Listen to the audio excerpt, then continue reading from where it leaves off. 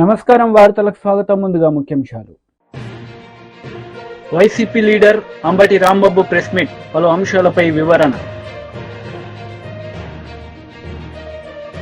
BJP రాష్ట్ర అధ్యక్షుడు Kishan Reddy media సమావేశం, సీఎం రేవంత్ రెడ్డిపై ఫైర్. బీజేపీ రాష్ట్ర అధ్యక్షుడు కిషన్ రెడ్డి మీడియా సమావేశం నిర్వహించారు. ఈ సందర్భంగా పలు అంశాలపై ఆయన మాట్లాడారు. చాలా తెలంగాణలో ఉత్పత్తి అవుతుంది. మరి ఈరోజు అధికారంలోకి వచ్చిన తర్వాత కాంగ్రెస్ పార్టీ ప్రభుత్వం మాట మార్చి మెజార్టీ రైతులకు చేయి గుర్తు కోటేసినందుకు చేయి ఇస్తుందని సందర్భంగా మనవి చేస్తున్నాను. రాష్ట్రంలో సన్నవరి వేసేది చాలా తక్కువ మంది రైతులు.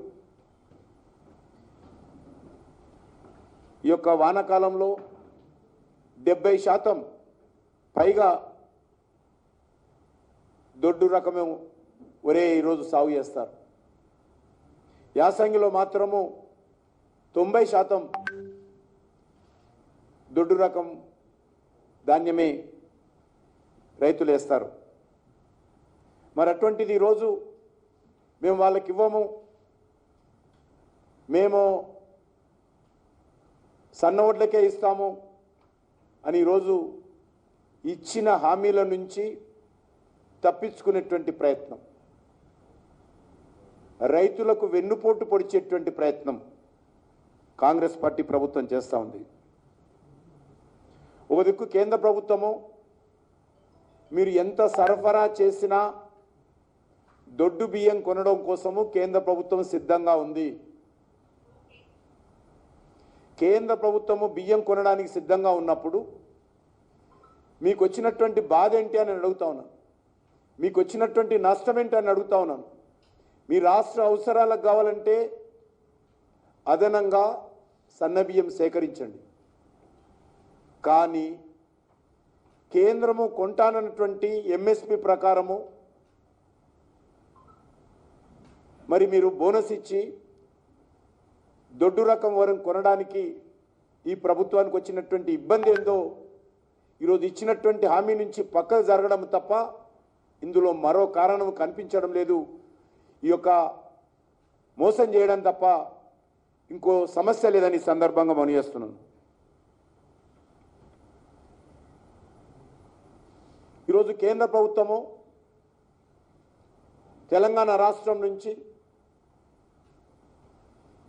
వరి ఎంత ఉత్పత్తి అయినా ఆ ఉత్పత్తికి సంబంధించి ప్రతి నయా పైసా చెల్లించడానికి సిద్ధంగా ఉంది.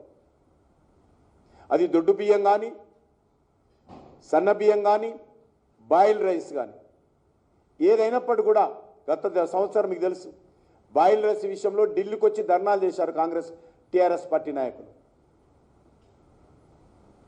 కానీ ఆ బాయిల్ రైస్ విషయంలో కూడా ప్రధానమంత్రి గారు తెలంగాణ రైతాంగానికి సంబంధించి సమస్యను దృష్టిలో పెట్టుకొని బాయిల్ రైస్ కూడా ఎంత వచ్చినా కూడా కొనాలని చెప్పి ఆదేశాలు ఇవ్వడం జరిగింది. ఈరోజు అన్ని రకాలుగా నరేంద్ర మోడీ గారి ప్రభుత్వము తెలంగాణ రైతులకు అండగా నిలబడుతున్నప్పుడు మరి ఈరోజు దేవుడు వరమిచ్చినా పూజారి అడ్డుకున్నట్టుగా ఈరోజు కేంద్ర ప్రభుత్వము అన్ని రకాలుగా చివరి గింజ వరకు కూడా న్యాయ. విద్యాశాఖ మంత్రి బొత్స సత్యనారాయణ మీడియా సమావేశం నిర్వహించారు. ఈ సందర్భంగా పలు అంశాలపై ఆయన మాట్లాడారు. వెంటనే కూర్చోబెట్టి పిలిచి ఇచ్చి ఆడి ఖాతాలు రాస్తాడు. ఎందుకు ఓడతానికి టెన్షన్ వస్తుంది కాబట్టి. అది వాళ్ళ ఊర్లో ఉన్న గౌరవం. వృద్ధుడికి కానీ, వికలాంగుడికి కానీ, మహిళకి కానీ, వితంతుకు కానీ అందరికీ ఇందుకు టైం బౌండ్ గా అలాగే వస్తుందనే నమ్మకంతో వాళ్ళ దాంతో వాళ్ళ విలువ ఎంత పెరిగింది గ్రామాల్లో, ఆ కుటుంబంలో కానీ. మరి నువ్వు 50,000 అప్పుడు 10 రూపాయల టిఫిన్ కొట్టుకి ఇవ్వడం మానేస్తావు. అయినా అడిగి బిలీవ్ చేయడు. ఈ జీతం వస్తాడు ఎవడో తాలూకా ఆ ఛానల్ ఎండి ఇస్తాడు, ఎవడో జీతాలు వాళ్ళు హెచ్ఓడి ఇస్తాడు, ఎవడో ఎప్పుడు ఇస్తాడు, ఎప్పుడు ఇస్తాడు, ఎప్పుడు వస్తుందో. కానీ ఇది మాత్రం ఒకటో వచ్చేస్తుంది. నాకు ఒకటో తారీఖు మధ్యాహ్నం 12 గంటలకల్లా నా డబ్బులు వచ్చేస్తుంది నమ్మకం. అది గ్రేట్ చేశాడు, అది గ్రేట్. ఇంతేకాకుండా ఇవాళ ఇండియాలో దేశంలో ఏదైనా ఒక విషయాన్ని క్షేత్రస్థాయికి తీసుకెళ్ళిన ఆంధ్రప్రదేశ్లో వెళ్తున్నంత డెలివరీ సిస్టమ్ ఇండియా లెక్క లేదు. మన సచివాలయం వాలంటరీ వ్యవస్థ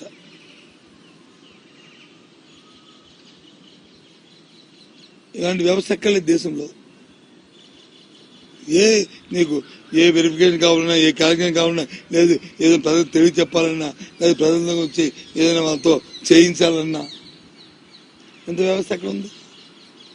ఉదాహరణ మనం అది చూసాం కదా, ఇది కరోనా వచ్చినప్పుడు మన ఆరోగ్య సురక్ష జరిగినప్పుడు అంత పెద్ద ఎత్తున జరిగింది. ఏ రకంగా ఇప్పుడు మన దగ్గర మొత్తం గ్రామాల్లో అందరి తాలూకా ప్రొఫైల్, మెడికల్ ప్రొఫైల్ మన దగ్గర ఉంది. ఎవరికి ఏ జబ్బు ఉందో, జ్వరం ఉందో, బీపీ ఉందో, షుగర్ ఉందా అని ఎప్పుడైనా అలాంటి డేటాను కలెక్ట్ చేయగలుగుతామా? ఆ డేటాను బట్టి మందులు ఇచ్చారా? ఇవాళ అందరూ రాసిస్తున్నాం. ఇది యూనిక్, ఇది కొత్త సిస్టమ్, కొత్త ధనం. ఇది ప్రజలు కోరుకుంటారు. ప్రజలకు ఏం కావాలి? ప్రజలు ఎప్పుడు ఏం కోరుకుంటారంటే, నాకు అదే నా పరిస్థితులు బాగలేవు, నాకు ప్రభుత్వం నాకు తోడ్పాటు ఉండాలా అని కోరుకున్నప్పుడు ప్రభుత్వం వచ్చి అడిగే చూడాలి. అది ప్రభుత్వం తనకు బాధ్యత. సమాజంలో ఎవరైతే అట్టడుగు వర్గాలు ఉన్నాయో, ఎవరైతే ప్రభుత్వం ఆధారపడి బతుకుతున్న వారు ఎవరైతే ఉన్నారో వాళ్ళ కోసం ప్రభుత్వం ఆలోచన చేయాలి. అది వాళ్ళ జగన్మోహన్ రెడ్డి గారు ఈ 5 సంవత్సరాలు చేసింది. అందుకు జగన్మోహన్ రెడ్డి ఎవరు అలాంటప్పుడు ఎందుకు అతను వదులుకుంటారు చెప్పండి? అది మా తాలూకా కాన్ఫిడెన్స్. టీడీపీ లీడర్ మీడియా సమావేశం నిర్వహించారు. ఈ సందర్భంగా పలు అంశాలపై ఆయన మాట్లాడారు. చంద్రబాబు నాయుడు గారు అమెరికా వెళ్ళాడా, ఇటలీ వెళ్ళాడా, యూరప్ కంట్రీస్కి వెళ్ళాడా? మీకు అవసరమా? ఎన్హెచ్సి సెక్యూరిటీలో ఉండే వ్యక్తి, ఆయనకి సెక్యూరిటీ రీజన్స్ కారణంగా అన్ని విషయాలు కూడా బయటికి చెప్పరు. మీకు చెప్పాలా? మీరు పనికి మాలిన బ్యాచ్, ఒక మాఫియా బ్యాచ్, మీకు మేము వివరాలు చెప్పాలా ఎక్కడికి వెళ్తుంది? పోనీ చంద్రబాబు నాయుడు గారు కోర్టు ఏమైనా ఆంక్షలు ఉన్నాయా నీకున్నట్టు? నువ్వు వెళ్ళాలంటే, విదేశాలకు వెళ్ళాలంటే కోర్టు పర్మిషన్ తీసుకోవాలి. నీకు కేసుల్లో 13 సిబిఐ కేసుల్లో ఛార్జ్ షీట్లు ఎదుర్కొంటున్నావు, 7 ఈడీ కేసుల్లో ఛార్జ్ షీట్లు ఎదుర్కొంటా ఉన్నావు. నీ ఆస్తులు చాలా వరకు ఈడీ జప్తు చేసింది. నీ పాస్పోర్ట్ సీజ్ అయి ఉంది. నువ్వు విదేశ పర్యటనకు వెళ్ళాలంటే, విదేశాలకు వెళ్ళాలంటే కోర్టులో పిటిషన్ వేసి పర్మిషన్ తీసుకొని వెళ్ళాలి. చంద్రబాబు నాయుడు గారికి ఆ అవసరం లేదే. ఆయన పాస్పోర్ట్ సీజ్ అయ్యలేదు. ఆయన మీద ఛార్జ్ షీట్లు ఫైల్ చేయాలని చూసినా కూడా కోర్టు వాటిని నిరాకరించింది. ఛార్జ్ షీట్లు ఫైల్ అవ్వలేదు ఆయన మీద. నువ్వు పెట్టిన పనికి మాలిన కేసులు ఏది కూడా ఛార్జ్ షీట్లు ఫైల్ అవ్వాలా? ఆయన కోర్టు పర్మిషన్ తీసుకోవాలని ఎక్కడ కూడా, ఆయన బెయిల్ మీద బెయిల్ ఆర్డర్లో ఎక్కడ కూడా బయటికి వెళ్ళాలంటే కోర్టు పర్మిషన్ తీసుకోవాలని కూడా లేదు. ఇంక నీకెందుకు? అవిశ్రాంతంగా పనిచేస్తాడు చంద్రబాబు నాయుడు గారు, ఆయన ఫ్యామిలీ. ప్రతి సంవత్సరం విదేశీ పర్యటనలకు వెళ్ళడం అలవాటు. అదేవిధంగా ఈ సంవత్సరం కూడా వెళ్ళారు. నువ్వు చెప్పాలి. నువ్వు వెళ్ళావు లండను, నువ్వు కోర్టు లండన్ వెళ్ళటానికని చెప్పి నువ్వు ఎక్కినటువంటి విమానం ఆమ్స్టర్డామ్లో ల్యాండ్ అయింది. దీనికి నువ్వు వివరణ ఇచ్చుకోవాలి. నువ్వు నేరస్తుడివి, నువ్వు వివరణ ఇవ్వాలి. నువ్వు చెప్పిన కాడికి వెళ్లాల్సిన అవసరం నీకుంది, లేకపోతే క్రైమ్ అది. చంద్రబాబు నాయుడు గారు చెప్పి వెళ్లాల్సిన అవసరం లేదు. నువ్వు ఎక్కడికి వెళ్తున్నావో కోర్టులో పిటిషన్ ఫైల్ చేసి, నేను పలానా చోటకి పలానా కారణం మీద పలానా పని మీద వెళ్తున్నానని చెప్పి నువ్వు అడిగి వెళ్ళాలి. నువ్వు దాన్ని తప్పితే నువ్వు వైలేషన్, అది నువ్వు వివరణ ఇవ్వాలి. రేపు వచ్చినాక నువ్వు నీకు పత్రిక ఉంది కదా, ఛానల్ ఉంది కదా అని చెప్పి అడ్డగోలు రాతలన్నీ రాపిచ్చి ఏదో చంద్రబాబు నాయుడు గారి మీద ఒక మచ్చయాలని చూస్తూ ఉన్నావు. నీకులాగా లక్షల కోట్లు ఆయన దగ్గర నల్లధనం లేదు. ₹1 నువ్వు పెట్టిన పనికి మాలిన కేసులు ఎక్కడ కూడా ₹1 కూడా నువ్వు నిరూపణ కాలా, చేయలేవు, జరగవు. ఎందుకంటే ఆయన మచ్చలేని చంద్రుడు. ఆయన ఏ అవినీతి ఆయనకు అంటదో, నువ్వు అంటించలేవు. అంటించడానికి ప్రయత్నం చేసావు. నీ దగ్గర ఉన్నటువంటి తాబేదాన్ని పనికిమాలిన అధికారులను పెట్టుకొని కేసులు పెట్టావు, జైలుకు పంపించి సునకానందం పొందావు. అంతేగాని అంతకుమించి నువ్వేం చేయలేవు. కానీ నీ మీద అట్టగాదే, సిబిఐ ఈడీ ఛార్జ్ షీట్లు ఫైల్ అయి ఉన్నాయి. 43,000 కోట్లు మీ నాన్న అధికారంలో ఉన్నప్పుడు అధికారాన్ని అడ్డం పెట్టుకొని అడ్డగోలుగా దోచేసావని చెప్పి సిబిఐ ఛార్జ్ షీట్లు ఎదుర్కొంటున్నావు. అసలు నువ్వు చెబుతున్నావు సూట్ కేసు కంపెనీలు, షెల్ కంపెనీలు అని. అసలు ఆ పదాలు ఉమ్మడి ఆంధ్రప్రదేశ్ రాష్ట్ర ప్రజలకి పరిచయం చేసిందే నువ్వు.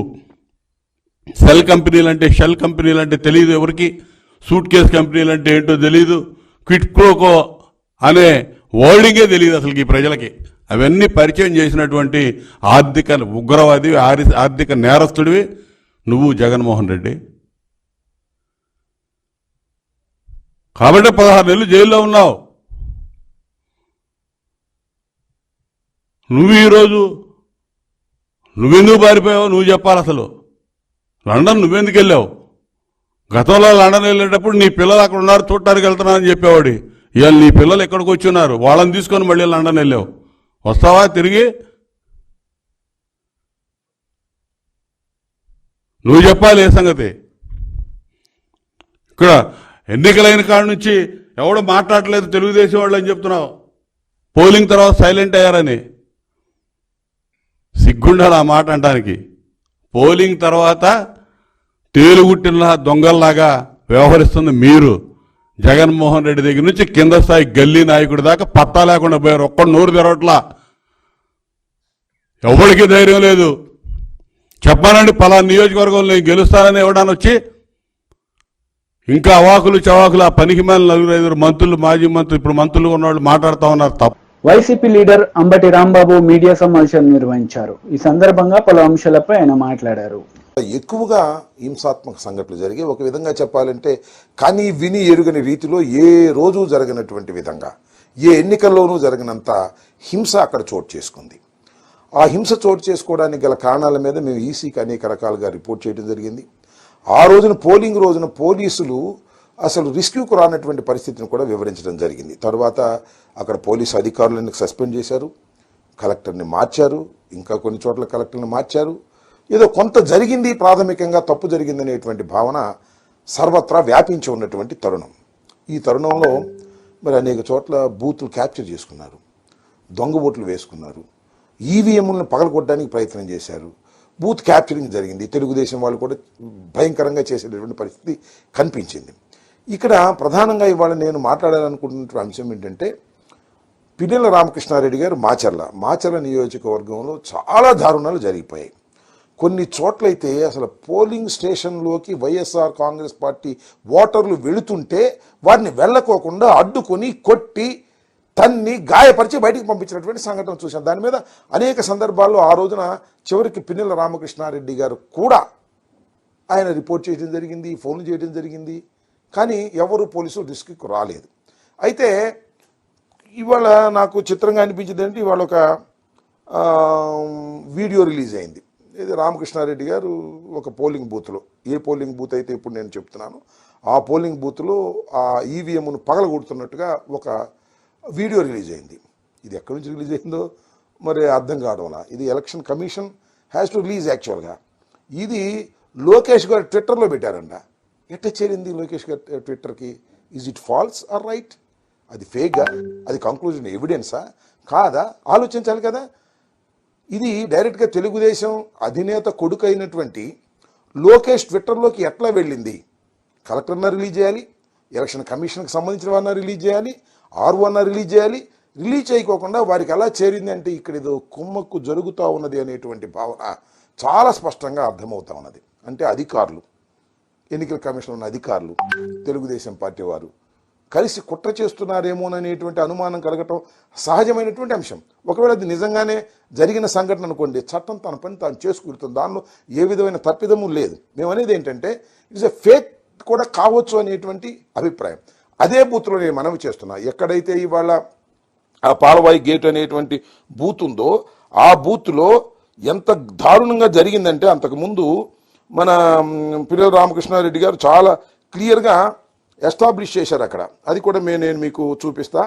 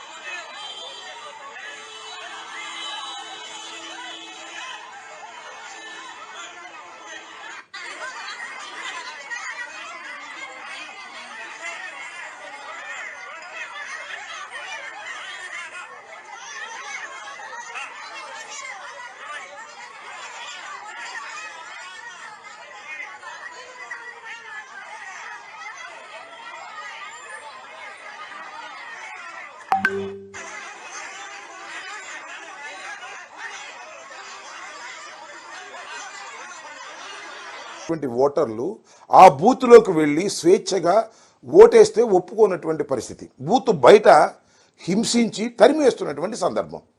దీని మీద పిన్నెల రామకృష్ణారెడ్డి గారు రిపోర్ట్ చేశారు. But nobody is caring that. ఎవరు పట్టించుకున్నటువంటి పరిస్థితి ఏంటి? What is this? ఏం జరుగుతుంది అక్కడ? ఏం జరిగింది అక్కడ? ఏదైనా కుట్రపూరితంగా వైఎస్ఆర్ కాంగ్రెస్ పార్టీకి అనుకూలమైనటువంటి బూతుల దగ్గర బయట గొడవ జరుగుతున్నా కూడా పోలీసులు పట్టించుకోకుండా ఉండేటటువంటి పరిస్థితి వచ్చింది. ఇది వాస్తవమైనటువంటి విషయం. దీని మీద ఏమి తీసుకునేటువంటి పరిస్థితి. నేను ఇంకోటి కూడా ఈ సందర్భంగా నేను మనవి చేస్తున్నా. చాలా నియోజకవర్గాల్లో బూత్ క్యాప్చరింగ్ జరిగాయి. నా కాన్స్టిట్యున్సీలో కూడా బూత్ క్యాప్చరింగ్ జరిగి తెలుగుదేశం వాళ్ళు ఓట్లు వేసుకున్నారు. ఆ వెబ్ క్యామ్లు ఓపెన్ చేయండి అంటే ఓపెన్ చేసినటువంటి సందర్భం లేదు. దాని మీద యాక్షన్ తీసుకునేటువంటి సందర్భం లేదు. ప్రధానంగా నేను ఇవాళ అడుగుతున్నటువంటి ప్రధానమైన ప్రశ్న ఏమిటి అంటే, పిన్నెల రామకృష్ణారెడ్డి గారు దాన్ని పగలగొట్టాడని చెప్పబడుతున్నటువంటి వీడియో ఫేక్ వీడియోనా, కరెక్ట్ వీడియోనా? నెంబర్ 1. నెంబర్ 2, కరెక్ట్ వీడియో అయితే ఎలా ఎన్నికల కమిషన్ దగ్గరికి రిలీజ్ కాకోకుండా ఎందుకు లోకేష్ దగ్గర రిలీజ్ అయింది, ట్విట్టర్లో ఎందుకు పెట్టాడు, దాని మీద ఎన్నికల కమిషన్ యాక్షన్ తీసుకోవడానికి ప్రయత్నం చేయటం ఏమిటి అనే విషయాలను దయచేసి ఆలోచన చేయవలసినటువంటి అవసరం ఉందని ఈ సందర్భంగా నేను చెప్పదు. మాజీ మంత్రి కేటీఆర్ మీడియా సమావేశం నిర్వహించారు. ఈ సందర్భంగా పలు అంశాలపై ఆయన మాట్లాడారు. కాంగ్రెస్ పార్టీ ఏదైతే భూతల స్వర్గమైపోతుంది మాకు ఓటేస్తే అని చెప్పి హామీలు ఇచ్చిందో, 6 గ్యారంటీలు 420 హామీలు ఇచ్చి మరి ఊకదంపుడు ఉపన్యాసాలు ఇచ్చి ఒక భ్రమపూరితమైన వాతావరణం కల్పించిందో, అందులో హనుమకొండలో, ఉమ్మడి వరంగల్ జిల్లాలో చాలా చోట్ల 10 నియోజకవర్గాల్లో మనం ఓటమి పాలైనాం. సరే, రాజకీయాల్లో అధికారం ఎవరికి శాశ్వతం కాదు. పర్మనెంట్గా సీట్లో ఎవరు కూర్చోరు. అప్పుడప్పుడు మార్పు కూడా మంచిదే. కానీ ఇప్పుడు ఏ రకమైన మార్పు వచ్చింది తెలంగాణలో అనేది విద్యావంతులైన మీరు, విఘ్నులైన మీరు, విచక్షణతో ఆలోచించే మీరు దయచేసి ఆలోచించాలని చెప్పి నేను కోరుతా ఉన్నాను. ఎందుకంటే ఏ సమాజానికైనా విద్యావంతులు, చదువుకున్న వాళ్ళు మీరే టార్చ్ బేరర్స్. ఎందుకంటే సమాజానికి సరైన దిశలో నడిపించుకొని తీసుకుపోయేది మీరే. ఎందుకంటే సామాజిక స్పృహ, అవగాహన, సమాజంలో ఏం జరుగుతుంది అనే ఒక చైతన్యంతో కూడిన ఆలోచన ఇవన్నీ ఉన్న వాళ్ళే విద్యావంతులు. అందుకే నేను మిమ్మల్ని అడుగుతా ఉన్నా. ఇందాక రైతు బిడ్డలు ఎంతమంది అంటే దాదాపు ఈ హాల్లో 70-75% మంది చేతులు లావట్టింది. నేను అడుగుతా ఉన్నా, రైతు బిడ్డలైన మా గ్రాడ్యుయేట్లను ఏం చెప్పినారు? కాంగ్రెస్ పార్టీ ఆనాటి అధ్యక్షులు, ఇప్పటి ముఖ్యమంత్రి రేవంత్ రెడ్డి గారు, కేసీఆర్ గారి ద్వారా 1,00,000 రూపాయల రుణమాఫీ జరిగినా మీరు అర్జెంటుగా బ్యాంకుకు పోండి, 2 లక్షలు తెచ్చుకోండి, నేను వస్తున్నా, డిసెంబర్ 9 నాడు సంతకం పెడతా, వెంటనే రుణమాఫీ చేస్తా అని చెప్పి ఊరూరా ఊకదంపుడు ఉపన్యాసాలు ఎన్నిచ్చినాడో మీకు గుర్తుండాల. ఈరోజు మరి అధికారంలోకి వచ్చి 5 నెలలు దాటిపోయింది, 6వ నెల నడుస్తూ ఉన్నది. డిసెంబర్ 9 రుణమాఫీ అన్నాడు. డిసెంబర్ 9 పోయింది, జనవరి 9 పోయింది, ఫిబ్రవరి 9 పోయింది, మార్చి, ఏప్రిల్, మే 9 కూడా పోయింది. ఇంకా తొందరలో జూన్ 9 కూడా రాబోతా ఉంది. మరి జరిగిందా రుణమాఫీ? జరిగిందా? కేసీఆర్ 10,000 ఇస్తున్నాడు రైతు బంధు, నేను 15,000 ఇస్తా అన్నాడు రైతు భరోసా. ఒక్కరికన్నా వచ్చిందా రైతు భరోసా? కేసీఆర్ ఇచ్చిన రైతు బంధుకే దిక్కులేదు నిన్న మొన్నటి దాకా. ఈ ముఖ్యమంత్రి వచ్చిన తర్వాత రైతు భరోసా అన్నాడు, 10,000 కాదు 15,000 అన్నాడు. మరి కేసీఆర్ గారు ఉన్నప్పుడేమో ఆనాడు రైతు బంధు వచ్చేది, టైంకి వచ్చేది. ఏ టైంకి వచ్చేది? నాట్లేసే టైంకి వచ్చేది. ఈయన రేవంత్ రెడ్డి వచ్చినాక ఎప్పుడు వచ్చింది రైతు బంధు? ఓట్లేసే టైంకి వస్తున్నది. డిసెంబర్లో పడాల్సిన రైతు బంధు మేలో వేసి అది కూడా ఘనకార్యం అన్నట్టు జబ్బలు తెరుచుకుంటున్నాడు ముఖ్యమంత్రి. ఇంకొక మాట చెప్పిండు అన్నాడు, కేసీఆర్ భూస్వాములనే చూసుకుంటుండు, నేను కౌలు రైతులకు ఇస్తా రైతు భరోసా అన్నాడు. 15,000 ఇస్తా అన్నాడు. రైతు కూలీలను నెలకు 1,000 రూపాయలు ఇస్తా అన్నాడు. ఒక్కటన్న జరిగిందా? జరగకపోగా నిన్న ఎంత పెద్ద మోసం జరిగిందో ఒక్కసారి ఆలోచించండి. ఎన్నికలకు ముందేమో 500 రూపాయల బోనస్ కింటాల్కు 500 బోనస్ అన్నాడు. మేనిఫెస్టోలో ఏం పెట్టిండు? ఎంఎస్పి 2183 రూపాయలు ఉన్నది, మేమిచ్చే బోనస్తో కలిపితే రైతులకు 2683 రూపాయలు వస్తుందని చెప్పి అందులో పెట్టిండు. ఇక్కడ ఉన్న మా రైతు బిడ్డలను నేను అడుగుతున్నా, 2183 రూపాయల ఎంఎస్పి దొడ్డు బియ్యానికే ఉన్నది కదా. మరి నువ్వేమో మేనిఫెస్టోలో పెట్టిందేమో దొడ్డు బియ్యానికి, దొడ్డు బియ్యం వచ్చే వడ్లకు నేను ఎంఎస్పి ఇస్తా, బోనస్ ఇస్తా అని పెడితివి. 2183 దొడ్డు బియ్యంకున్నది, దొడ్డు వడ్లకున్నది. అదేవిధంగా సన్న బియ్యానికి మాత్రం ఇంకో 20 రూపాయలు ఎక్కువ ఉన్నది. మేనిఫెస్టోలో రేవంత్ రెడ్డి పెట్టిండు 2183 ప్లస్ 500 2683 రూపాయలు ఇస్తానేనని చెప్పిండు. మరి నిన్నేం చెప్పిండు? క్యాబినెట్లోకి వెళ్ళి బయటకు వచ్చి సన్న వడ్లకే ఇస్తా అని చెప్తా ఉన్నాడు. మరి మనం ఆలోచించాల్సిన అవసరం ఉంది. ఎన్నికలకు ముందేమో దొడ్డు వడ్లకు ఇస్తా అని, ఇలా సన్న వడ్లకే ఇస్తా అంటే సన్నాయి నొక్కులు నొక్కే ఈ సన్నాసులకు నిలదీసేటోళ్ళు శాసన మండలిలో ఉండాలనా లేదా రైతు బిడ్డలుగా మీరు ఆలోచించాలని చెప్పి నేను కోరుతా ఉన్నా. రేపటి రోజున ఎవరు ఉండాలి శాసన మండలిలో ఇట్లాంటి సమస్యలు వచ్చినప్పుడు అంటే మనం ఆలోచనతో ఓటేస్తే అట్లాంటి ఆలోచనతో కూడిన వ్యక్తులు, వివేకంతో రేపటి రోజున మీ తరఫున గొంతు విప్పే వ్యక్తులు శాసన మండలిలో ఉంటే న్యాయం జరుగుతుంది. ఇదే హనుమకొండలో, ఇదే వరంగల్లో వినయ్ భాస్కర్ గారి కృషితో మీ అందరి మరి ఇక్కడి నాయకుల ఒత్తిడితో ఆనాడు హైదరాబాద్లోనే కాదు ఐటీ అనేది విస్తరించాలని చెప్పి వరంగల్కి ఒకటే రోజు నేను ఆనాడు వచ్చి 6 కంపెనీలు ఇక్కడ ఇనాగ్రేట్ చేసిన. టెక్ మహీంద్రా, జెన్పాక్ట్, ఇంకా 4 కంపెనీలు అన్ని కూడా ఇనాగ్రేట్ చేసినాం. ఇలా బాధ ఎక్కడ అనిపిస్తుందంటే మార్పు అని ఉదరగొట్టింది. ఇలా మార్పు ఏంది? టీడీపీ లీడర్ మీడియా సమావేశం నిర్వహించారు. ఈ సందర్భంగా పలు అంశాలపై ఆయన మాట్లాడారు. జగన్మోహన్ రెడ్డి మార్చి నెలలో దగ్గర 13,000 కోట్ల కాంట్రాక్టులకు బటన్ నొక్కాడు. పేదలకు ఇవ్వాల్సిన పెన్షన్ డబ్బులు కూడా ఏప్రిల్లో 3 రోజులు 4 రోజులు డబ్బులు అందక కూడా ఇబ్బంది పడ్డారు. మే నెలలో కూడా అదే జరిగింది తంతు. అటువంటిది ఇవాళ మే 17న మీరు నొక్కిన 4,000 కోట్ల బటన్ నొక్కుల్లో 2,000 కోట్లు కాంట్రాక్టర్లకు వెళ్ళాయి. అంటే దగ్గర 15,000 కోట్లు మీ అస్మదీయులకి, మీ ఎమ్మెల్యేలు, మంత్రులు, కాంట్రాక్టర్లు, మీ తాలూకా అస్మదీయులకి, కాంట్రాక్టర్లకి, ఏజెన్సీలకు కట్టడానికి 15,000 కోట్లు ఉన్నాయి. పేదల ఆరోగ్యం ఏదైతే పేద మధ్యతరగతి ఆరోగ్యం హాస్పిటల్స్ కట్టాల్సిన డబ్బులు 1,500 కోట్లకి జగన్మోహన్ రెడ్డి చేతులు రాలా, చీఫ్ సెక్రటరీకి చేతులు రాలా, ప్రభుత్వ సంబంధిత అధికారులకు చేతులు రాలా. దీని పట్ల, పేదల ఆరోగ్యం పట్ల మీకు ఏమాత్రం చిత్తశుద్ధి ఉందో అర్థమవుతూ ఉంది. నాసిరకం మద్యం తాగిచ్చారు. దగ్గర 35 లక్షల మంది అనారోగ్యం పాలయ్యారు. దాంట్లో దగ్గర 30,000 మంది చనిపోయినట్టు కూడా పత్రికల్లో రకరకాల కథనాలన్నీ కూడా మనం చదివాం. ఇవాళ మీరు ఈ హాస్పిటల్స్కి డబ్బులు ఆపి మీ కాంట్రాక్టర్లకి, మీ ఏజెన్సీలకి డబ్బులు నొక్కుంటా ఉన్నారంటే మీ చిత్తశుద్ధి ఏంటో రాష్ట్ర ప్రజలకు అర్థమవుతుందని చెప్పి కూడా నేను తెలియజేస్తా ఉన్నాను. దగ్గర ఎన్టీఆర్ వైద్య సేవ పథకం కింద నిధుల్లో 45% రోగి ఆపరేషన్లకు ఇచ్చేవాళ్ళం, 35% సర్జరీలకి, డాక్టర్లకు ప్రోత్సాహంగా ఇచ్చేవాళ్ళం. 20% నిధుల్ని ఖాతాల్లో ఉంచి అవసరాన్ని బట్టి బోధనా ఆసుపత్రులకి ఉపయోగించే పరిస్థితి తెలుగుదేశం ప్రభుత్వ హయాంలో ఆరోగ్యం పట్ల, హెల్త్ డిపార్ట్మెంట్ పట్ల ఎంత శ్రద్ధ పెట్టి ఇవాళ ఆరోగ్యాన్ని, పేద ప్రజల ఆరోగ్యాన్ని కాపాడితే ఇవాళ మీరు అడ్మినిస్ట్రేటివ్ హాస్పిటల్స్ ఏమో 13 అంటారు, మానిటరింగ్ హాస్పిటల్స్ ఏమో 26 అంటారు.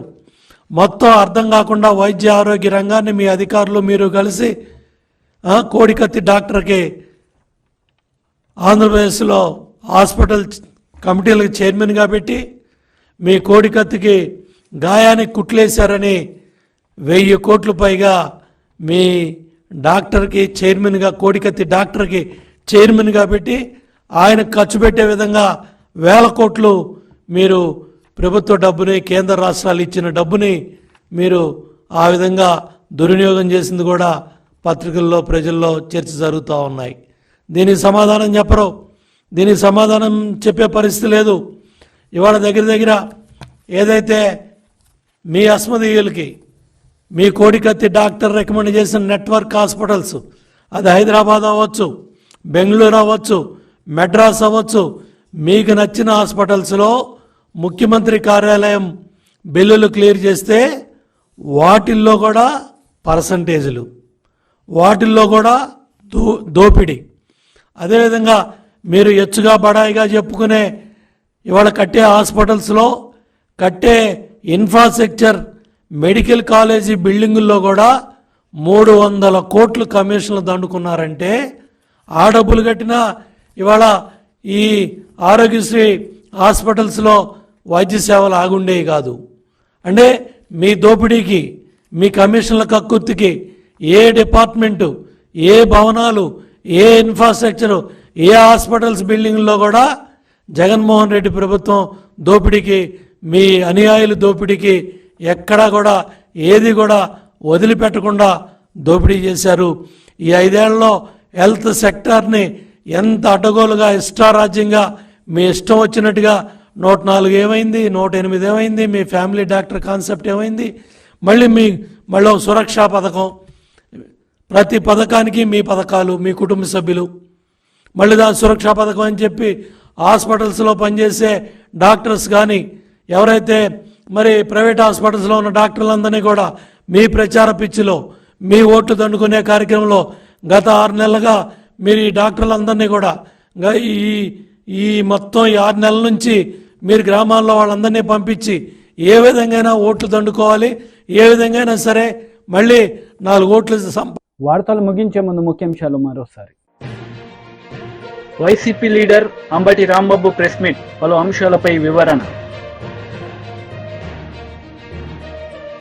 బీజేపీ రాష్ట్ర అధ్యక్షుడు కిషన్ రెడ్డి మీడియా సమావేశం, సీఎం రేవంత్ రెడ్డిపై ఫైర్. ఈ వార్తలు ఇంతటితో సమాప్తం. తిరిగి ప్రసారమయ్యే వార్తల్లో మళ్ళీ కలుద్దాం. అంతవరకు సెలవు. నమస్తే.